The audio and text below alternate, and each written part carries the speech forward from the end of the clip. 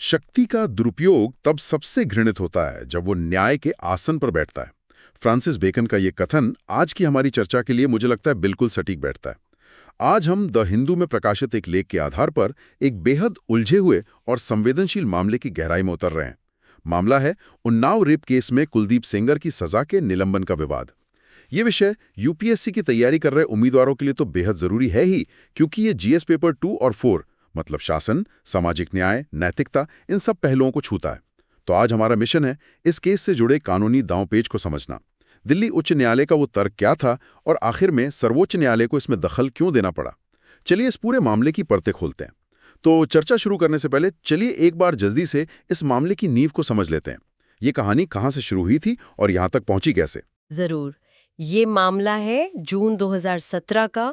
उन्नाव उत्तर प्रदेश में एक नाबालिग लड़की ने उस समय के एक बहुत ही कह सकते हैं शक्तिशाली विधायक कुलदीप सिंह सेंगर पर बलात्कार का आरोप लगाया। पर जैसा कि ऐसे मामलों में अक्सर होता है, ये कोई सीधा साधा मामला नहीं था। हाँ, मुझे याद है शुरुआत से ही इसमें जांच को भटकाने की बहुत कोशिशें हुई, पुलिस पर लापरवाही के आरोप लगे, पीड़िता के परिवार को लगातार धमकाया जा रहा था। बिल्कुल, माहौल इतना खराब हो गया था कि आखिरकार अप्रैल 2018 में जांच सीबीआई को सौंपनी पड़ी। और फिर सुप्रीम कोर्ट को भी बीच में आना पड़ा है ना। जी, मामले की गंभीरता को देखते हुए सुप्रीम कोर्ट ने एक असाधारण कदम उठाया।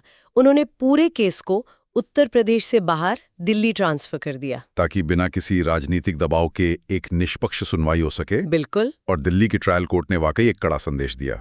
दिसंबर 2019 में सेंगर को दोषी ठहराया गया और सजा भी ऐसी दी गई जो एक मिसाल बने। आजीवन कारावास, मतलब अपनी बाकी की जिंदगी जेल में गुजारने की सजा। हाँ, तो यहां तक तो सब ठीक लग रहा था, ऐसा लगा कि न्याय हुआ है। लग रहा था, लेकिन फिर कहानी में वो मोड़ आया जिसने सबको चौंका दिया। सेंगर ने इस फैसले के खिलाफ दिल्ली उच्च न्यायालय में अपील की और हाई कोर्ट ने उसकी सजा को सस्पेंड कर दिया। जी हाँ, निलंबित कर दिया। यहीं पर मुझे चीजें थोड़ी उलझी हुई लगती हैं। इससे पहले कि हम ये जानें कि हाई कोर्ट ने ऐसा क्यों किया, क्या हम इस कॉन्सेप्ट को थोड़ा आसान भाषा में समझ सकते हैं? सजा का निलंबन या सस्पेंशन ऑफ सेंटेंस का आखिर मतलब क्या होता है? क्या ये दोषी को बरी करने जैसा है? ये एक बहुत ही जरूरी सवाल है और यहीं पर सारा कंफ्यूजन शुरू होता है। नहीं, ये बरी होने जैसा बिल्कुल नहीं है। अच्छा। देखिए, दोषी सिद्धि या कन्विक्शन का मतलब है कि आप दोषी साबित हो चुके हैं, फैसला हो चुका है। ठीक है, फैसला सुना दिया गया है। हाँ, अब सजा का निलंबन सिर्फ ये है कि आपको जेल भेजने की प्रक्रिया को तामते रोक दिया गया है। अच्छा, मतलब सिर्फ तमतरी रोक। बिल्कुल, जब तक आपकी अपील पर अंतिम फैसला नहीं आ जाता, लेकिन कानून की नज़र में आप हैं अभी भी दोषी ही। जैसे ही कोई दोषी ठहराया जाता है, उसकी निर्दोष होने की धारणा यानी प्रिजम्पशन ऑफ इनोसेंस खत्म हो जाती है। तो क्या ये हर अपराधी का अधिकार है? मतलब कोई भी अपनी सजा निलंबित करवा सकता है? नहीं नहीं, बिल्कुल नहीं। कानून यहाँ बहुत साफ है। सुप्रीम कोर्ट का एक पुराना सिद्धांत है कि अगर किसी को छोटी मोटी सजा मिली है, मान लीजिए 2-3 साल की, तो सजा का निलंबन एक सामान्य प्रक्रिया है।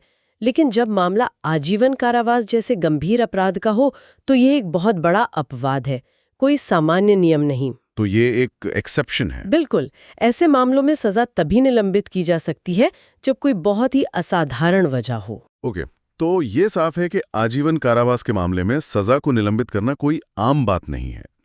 तो फिर सबसे बड़ा सवाल यही उठता है कि कुलदीप सेंगर जैसे इतने गंभीर मामले में दिल्ली उच्च न्यायालय को ऐसी क्या असाधारण वजह मिल गई? उनके तर्क का आधार क्या था? और यहीं पर यह केस एक कानूनी पहेली बन जाता है। उच्च न्यायालय के फैसले का पूरा आधार पॉक्सो अधिनियम की एक खास धारा 5C पर टिका था। पॉक्सो की धारा 5C? जी, ये धारा कहती है कि अगर कोई लोक सेवक यानी पब्लिक सर्वेंट किसी बच्चे का यौन उत्पीड़न करता है, तो ये एक ज्यादा गंभीर अपराध माना जाएगा और उसकी सजा भी ज्यादा सख्त होगी। एक मिनट, यही मुझे एक बात समझ नहीं आ रही है। एक विधायक पब्लिक सर्वेंट नहीं है, उनका तो काम ही जनता की सेवा करना है। इसमें क्या तकनीकी पेच है? आपने बिल्कुल सही नस पकड़ी है। यही इस पूरे केस का सबसे हैरान करने वाला पहलू है। तो क्या है ये पेच? समस्या ये है कि पॉक्सो कानून खुद पब्लिक सर्वेंट शब्द को परिभाषित नहीं करता। वो कहता है कि इसके लिए आप भारतीय दंड संहिता यानी आईपीसी की परिभाषा देखें। और आईपीसी की परिभाषा में क्या दिक्कत है? आईपीसी की धारा 21 में जजों, सरकारी अधिकारियों, सेना के अफसरों का तो जिक्र है, लेकिन एक चुने हुए विधायक यानी एमएलए का सीधे तौर पर जिक्र नहीं है। क्या? ये तो अविश्वसनीय है। यह एक अजीब कानूनी खामी है।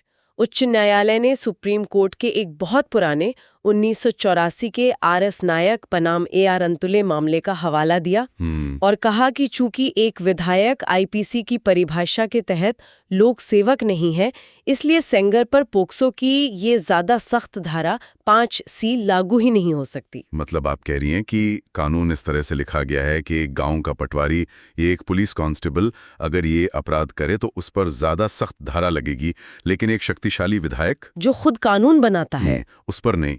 ये तो पूरी तरह से उल्टा लगना है। बिल्कुल, और यही इस फैसले की सबसे बड़ी विसंगति है। देखिए, ट्रायल कोर्ट ने इस समस्या को समझा था, इसलिए उन्होंने एक अलग कानून भ्रष्टाचार निवारण अधिनियम की परिभाषा का सहारा लिया था। अच्छा। उस कानून में पब्लिक ड्यूटी करने वाले हर व्यक्ति को पब्लिक सर्वेंट माना जाता है और उसमें विधायक भी शामिल है। तो ये एक तरह का कानूनी जुगाड़ था ताकि न्याय हो सके। आप कह सकती हैं, लेकिन उच्च न्यायालय ने इस तर्क को नहीं माना। उनका कहना था कि आप एक कानून की परिभाषा को अपनी सुविधा के लिए दूसरे कानून में इस्तेमाल नहीं कर सकते। मतलब कानून को जैसा लिखा गया है वैसा ही पढ़ना होगा। बिल्कुल। इसके अलावा उन्होंने एक और दलील दी कि सेंगर पहले ही 7 साल से ज्यादा जेल में गुजार चुका है और अपील पर सुनवाई में देरी हो रही है, इसलिए उसे और जेल में रखना ठीक नहीं। ठीक है, तो अगर हाईकोर्ट के नजरिए से देखें तो वे कह रहे हैं कि हमारा काम कानून की व्याख्या करना है, उसे फिर से लिखना नहीं। अगर आईपीसी की परिभाषा में कोई खामी है तो ये संसद का काम है कि वो उसे ठीक करे, अदालत का नहीं। जी। लेकिन फिर सुप्रीम कोर्ट ने इस फैसले पर रोक क्यों लगा दी? जाहिर है सुप्रीम कोर्ट को हाईकोर्ट के इस तर्क में कुछ बहुत बड़ी गड़बड़ियां नजर आईं। बिल्कुल, और यहीं से इस फैसले की आलोचनात्मक समीक्षा शुरू होती है, जो यूपीएससी मेंस के नजरिए से बहुत महत्वपूर्ण है। सुप्रीम कोर्ट के हस्तक्षेप के पीछे 3 मुख्य कारण थे। क्या थे वो कारण? पहला और सबसे महत्वपूर्ण कारण था कानून की व्याख्या का तरीका। अच्छा, तो ये कानून के शब्दों बनाम कानून की भावना वाली एक क्लासिक बहस है, जिसे लिटरल बनाम पर्पसिव इंटरप्रिटेशन कहते हैं। हाँ, एकदम सही। दिल्ली उच्च न्यायालय ने कानून की शाब्दिक व्याख्या की। उन्होंने सिर्फ शब्दों को देखा, लेकिन सुप्रीम कोर्ट का हमेशा से ये मानना रहा है, खासकर पॉक्सो जैसे बच्चों की सुरक्षा से जुड़े कानूनों में, कि हमें कानून की उद्देश्यपूर्ण व्याख्या करनी चाहिए। हमें ये देखना चाहिए कि कानून बनाया क्यों गया था। और पीओसीओ का उद्देश्य तो बच्चों को शक्तिशाली लोगों से बचाना है, ना कि शक्तिशाली लोगों को तकनीकी खामियों का फायदा उठाने देना। और सुप्रीम कोर्ट ने पहले भी ऐसे कई मामलों में यह रुख अपनाया है। आपको वो स्किन टू स्किन संपर्क वाला मामला याद होगा? हाँ, बिल्कुल। जिसमें सुप्रीम कोर्ट ने बॉम्बे हाई कोर्ट की एक बहुत ही संकीर्ण व्याख्या को पलट दिया था। सुप्रीम कोर्ट ने बार बार कहा है कि जो बच्चों की सुरक्षा दांव पर हो तो अदालतों को एक ढाल की तरह काम करना चाहिए। ठीक है, तो पहला बिंदु व्याख्या का तरीका था। सुप्रीम कोर्ट को लगा कि हाई कोर्ट ने कानून की आत्मा को नजरअंदाज कर दिया। दूसरा आधार क्या था? दूसरा आधार था बरी होने की संभावना का गलत आकलन।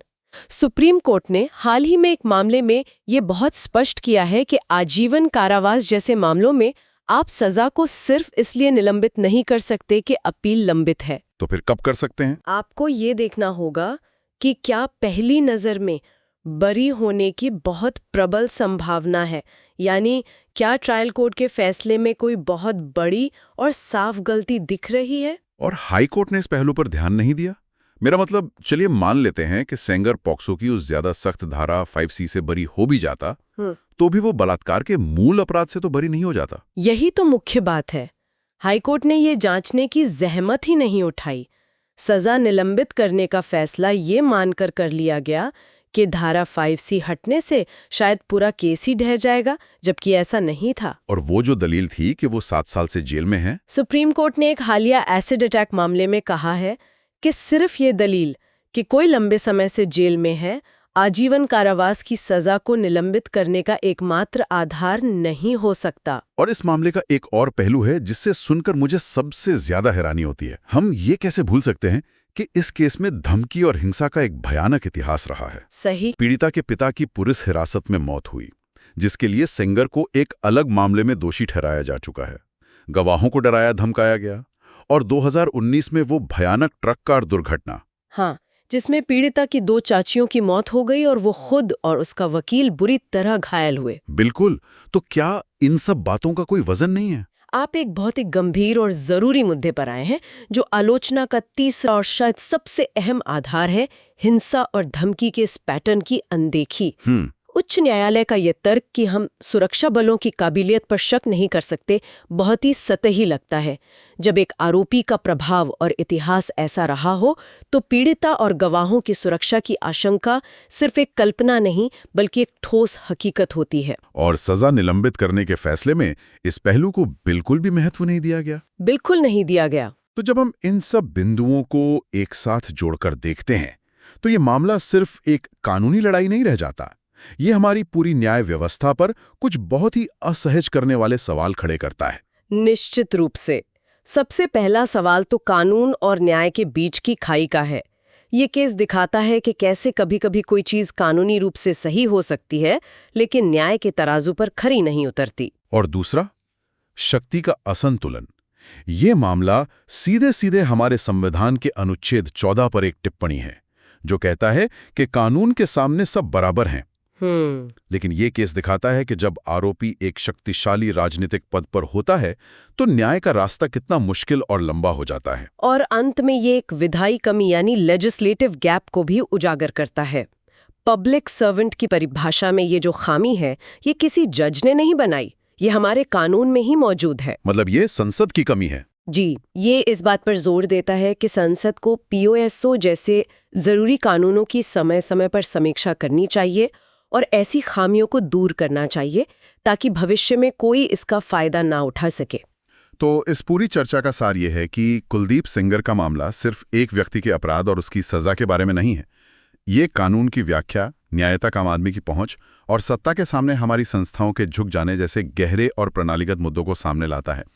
ये हमें सोचने पर मजबूर करता है कि क्या हमारे कानून बच्चों की सुरक्षा के लिए वाकई काफ़ी हैं, खासकर तब जब अपराधी खुद सत्ता की कुर्सी पर बैठा हो। अगर ये गहन विश्लेषण आपको जानकारीपूर्ण लगा और आप UPSC या कानून से जुड़े ऐसे ही और विषयों पर हमारी चर्चा सुनना चाहते हैं, तो हमारे चैनल को लाइक और सब्सक्राइब करना ना भूलें। इस विषय पर आपके कोई सवाल या विचार हो तो नीचे कमेंट्स में हमें ज़रूर बताएं। और जाते जाते एक सवाल आपके सोचने के लिए छोड़ जाते हैं। जब कानून के लिखित शब्दों और न्याय की भावना के बीच एक गहरी खाई दिखे, तो समाज को बचाने के लिए न्यायिक सक्रियता यानी जुडिशियल एक्टिविज्म की सीमा क्या होनी चाहिए, और एक समाज के तौर पर हम शक्तिशाली लोगों को जवाबदेह कैसे ठहराएं जब कानून की परिभाषाएं ही उनके लिए बचाव का रास्ता बनाती दिखें।